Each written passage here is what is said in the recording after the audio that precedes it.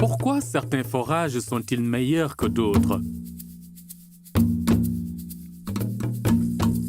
Mon travail, c'est de réparer les pompes manuelles. Parfois, c'est simple.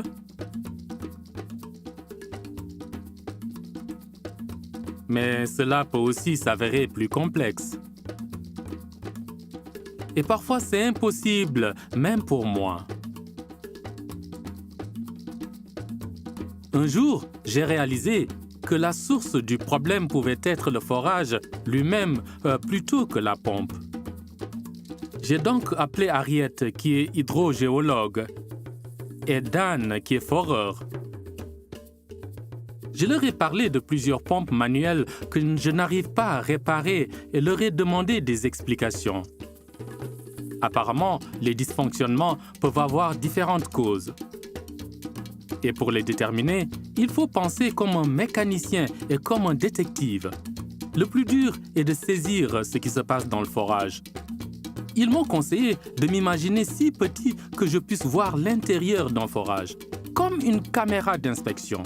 Donc, qu'est-ce qu'un forage bien conçu? Premièrement, il doit être creusé suffisamment loin de toute source de contamination, telles que des latrines, un cimetière ou une décharge. Ce n'est pas toujours facile quand la parcelle est petite. Deuxièmement, les conditions hydrogéologiques sont spécifiques à chaque site de forage. Des informations sur les autres forages de la zone sont utiles.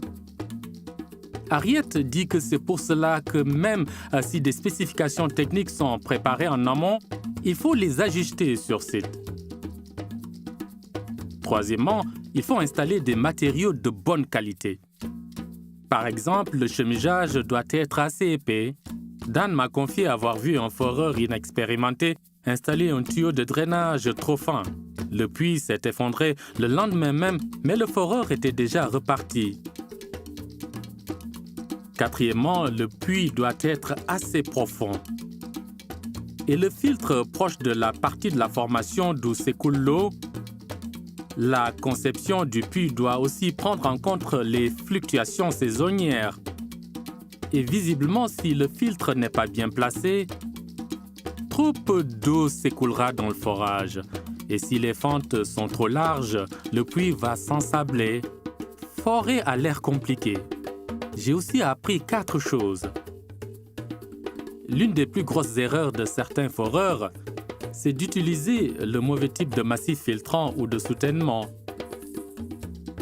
Les matériaux doivent être propres, constitués de particules de taille similaire et bien adaptés aux fentes du chemigeage, ni des gravats, ni de la poussière. Vous pouvez trouver des conseils sur les massifs filtrants et comment les installer.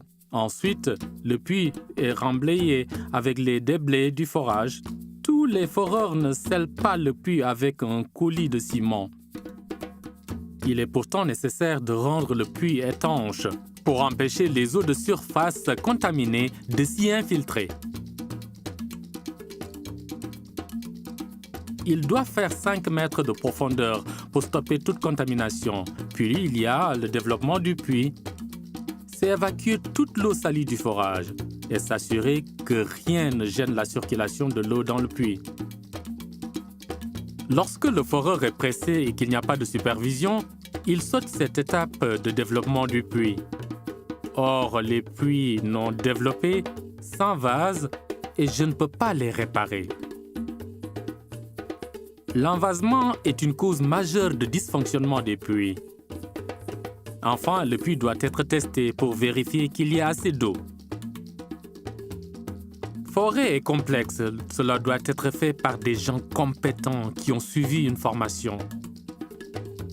Ils doivent avoir également un permis et toujours être supervisés. Si ces conditions sont réunies, alors les gens auront un approvisionnement en eau fiable. Je dois rentrer avant que la nuit tombe. En plus de mon rôle de mécanicien, de détective et de plongeur, je dois aussi former les autres à la conception et la qualité de construction des forages. Mais c'est une autre histoire.